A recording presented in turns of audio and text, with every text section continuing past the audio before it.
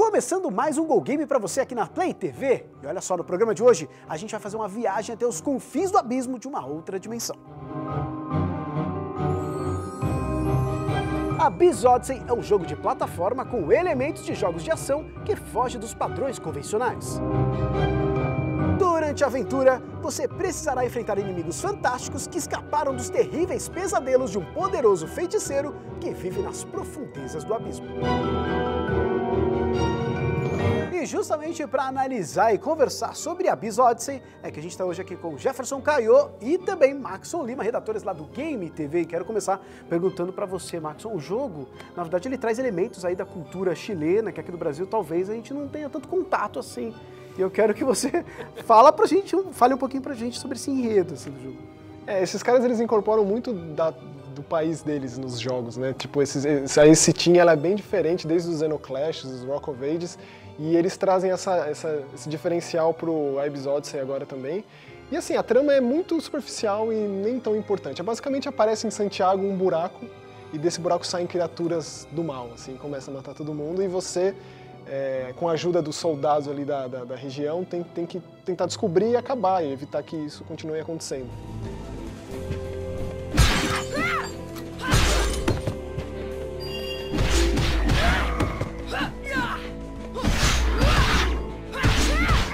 Ô Jefferson, em relação à questão gráfica da história, assim, o que você achou? Te chamou atenção por ter uma pegada um pouco mais artística? O que você achou? Ele é diferente do que a gente está acostumado a ver, assim, ele tem aquele... Ele é basicamente um jogo 3D de plataforma, ele é lateral, né, mas ele é todo feito em 3D, mas ele tem um pouquinho de cel shading, parece, assim, por cima, e as coisas ficam todas mais bonitas, assim, luz, efeitinhos de fogo, esse tipo de coisa, eles ficam muito mais bonitos. E a questão do mapa todo ser aleatório, cada vez que você jogar, mesmo uma fase que você já andou, ela vai ser diferente, assim, um pouquinho diferente. Às vezes você nota, pô, mas aqui não tinha esse caminho, e aí depois você passa e tinha chamas e luzes e tal. Isso também dá uma variedade aleatória pro jogo. Você nunca sabe o que você vai encontrar, um detonado nunca vai te ajudar nesse sentido, assim. Mas o jogo ele foge do padrão um pouquinho, eu achei isso bastante interessante.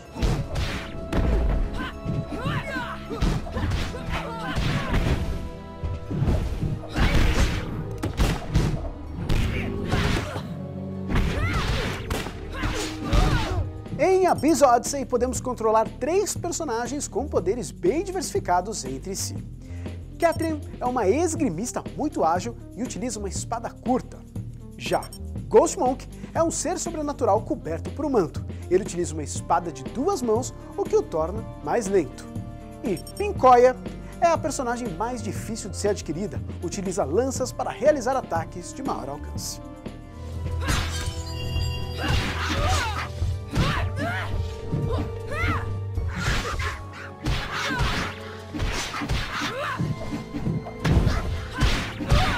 Maxon, em relação aos combates, digamos assim, na verdade ele é um hack slash, mas existe a possibilidade de você utilizar algum tipo de tática, mudar o jeito, o padrão que as coisas acontecem ali durante o enfrentamento com os inimigos? Não tem muita variedade, não. Então a Catherine, que é a personagem de começo, ela tem uma espada curta, ela é mais ágil, e se você for tentar ficar inventando combo aéreo e como um jogo de ação mais elaborado, você vai ficar decepcionado.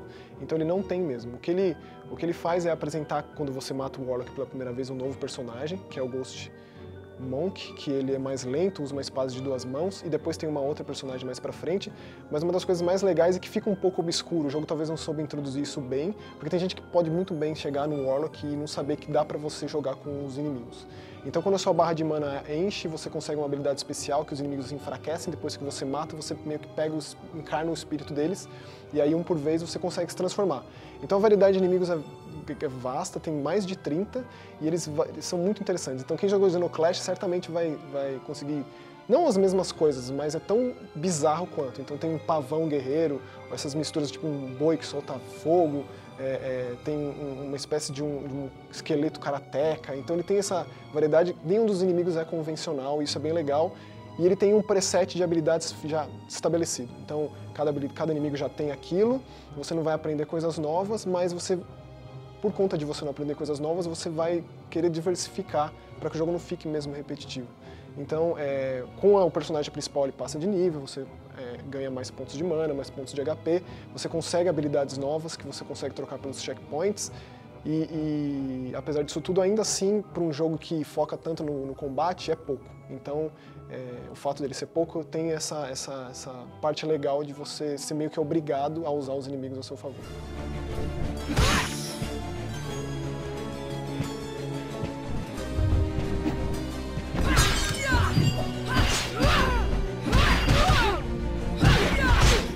Em relação a justamente essa questão de checkpoints, por exemplo, que elas são em relação à dificuldade, como é? Porque na verdade você tem que comprar alguns checkpoints, tem que fazer essa troca por checkpoints, então isso é um jeito de amenizar a dificuldade por se tratar de um jogo muito difícil ou não? O jogo na verdade não tem essa dificuldade toda? Aliás, isso é um fator que muda muito o jeito que você joga ele, porque você começa ele sem dinheiro nenhum e precisa juntar essa grana para comprar equipamentos e itens para curar, esse tipo de coisa. E depois que você começa a jogar, meia horinha jogando, você está em determinado lugar, já bem lá embaixo, perto do abismo, você ainda não sabe qual é que é o sistema de jogo e tal. Aí você, agora acho que eu vou parar, mas e aí, cadê o save? Não tem save. Não tem save, aí tem um totemzinho que você vai salvar, mas ele fala que você precisa ter uma pedra. Essa pedra você tem que comprar. Para você comprar essa pedra, você vai gastar mais do que você tem na conta dessa primeira vez que você está jogando. Então você não salva, você fica, putz, não vou Você fica no loop infinito, então você não salva. E quando você volta o jogo, ele tem um save automático que ele grava o seu progresso do personagem. Então você mantém seu status, você não mantém suas armas, mas você mantém seu status e aí você começa a jogar de novo. O jogo é sempre uma ida só, você vai descer até o final, se chegar no final vai matar o chefe, não vai matar o chefe, morreu, volta tudo e por aí vai. É mais ou menos isso. Só que com o save você pode comprar uma pedra, colocar lá e de repente num lugar que tem um altarzinho, que é o altar onde você ressuscita também quando você precisa voltar à vida, você salva o jogo e você abre um checkpoint ali. A ideia é você chegar até o abismo, matar o chefe e começar de novo, descer. Então os inimigos não facilitam muito porque eles parecem que pensam um pouco com você. Assim, você vai atacar eles, você vai ver que eles vão defender, eles vão esquivar, eles vão te atacar de volta, e você vai ter que defender também, não basta só apertar um botão. Você vai ter que dar uma raciocinada, fisgar ali, puxar ele para tentar um negócio para você poder contra-atacar. Eu gostei do combate nesse sentido, apesar de simplista, que nem o Max tinha comentado, mas a dificuldade é boa, eu achei que provoca você a jogar mais.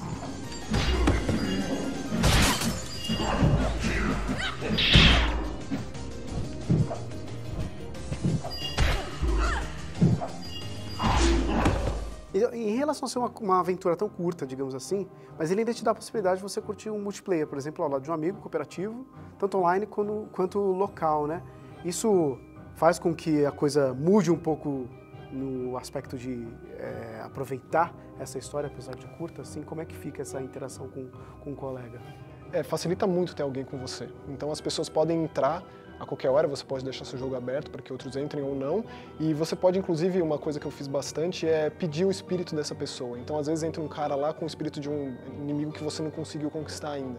E aí, com um botão, ele libera esse espírito e você troca. Então, isso é legal e eu fiz algumas vezes. Como o jogo ele tem 3 entradas para o abismo, em 3 pontos distintos, cada vez que você acaba, ele abre um diferente, o mais para frente, o terceiro, ele já começa mais perto da metade, mas aí cada um dos andares é bem mais difícil.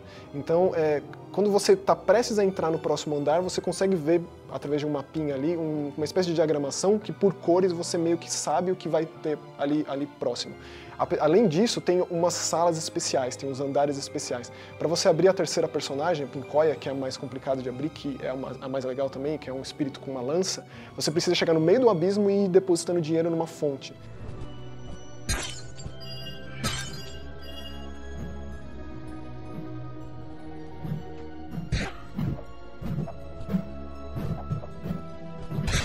Vamos lá, então, Jefferson, linhas gerais, o que você achou do game? Eu gostei, nunca tinha experimentado algo do gênero, o Steam pra mim sempre passou batido, porque não é muito a minha pegada. Achei legal a proposta, um joguinho de ação, plataforma, com cooperativo, tem um modo batalha também, que você pode lutar contra outra pessoa ali, um combatezinho mais sussa. Eu acho que eu não vou jogar de novo, mas eu achei o jogo legal. De verdade, eu achei o jogo bem legal. E você, Maxon? Eu gosto muito dessa empresa, então eu vou acompanhar. Espero que eles lancem um jogo a cada 2 anos. O Xenoclash 2 que veio antes desse, ele foi ambicioso demais, era grande demais e veio com muitos problemas. Eu fiquei bem decepcionado, apesar de sei lá, mesmo assim ter gostado. Mas é legal ter visto que eles meio que admitiram que eles são pequenos e que eles têm que ir um pouquinho mais devagar. Então eles voltaram e tentaram um gênero novo que eles nunca tinham feito antes. E apesar de estar lá todas as coisas que permeiam esse gênero de plataforma, de ação, roguelike, tem coisas novas que fazem dele um jogo relevante. Eu recomendaria, sim. Tá certo, então obrigado, Maxon, valeu, Jefferson. A gente vai pro rápido intervalo, daqui a pouco a gente volta com mais Go Game pra você.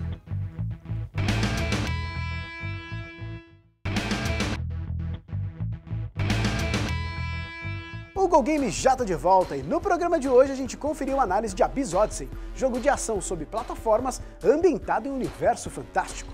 O jogo está disponível para PlayStation 3, Xbox 360 e também para os PCs. E para quem curte games desse mesmo gênero, dá só uma olhada nessa lista de jogos que de certa forma inspiraram Abyss Odyssey.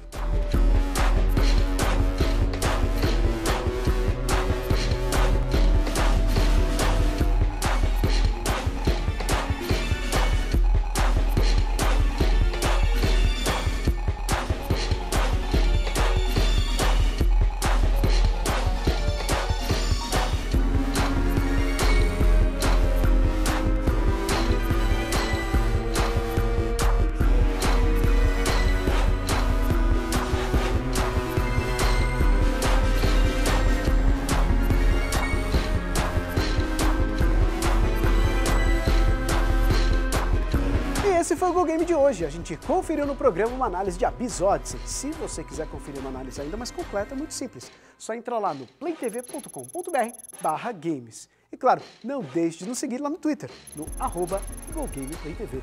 Além de conferir tudo que rola por aqui, você ainda pode sugerir um game se a fim de ver no programa. Até semana que vem. Tchau!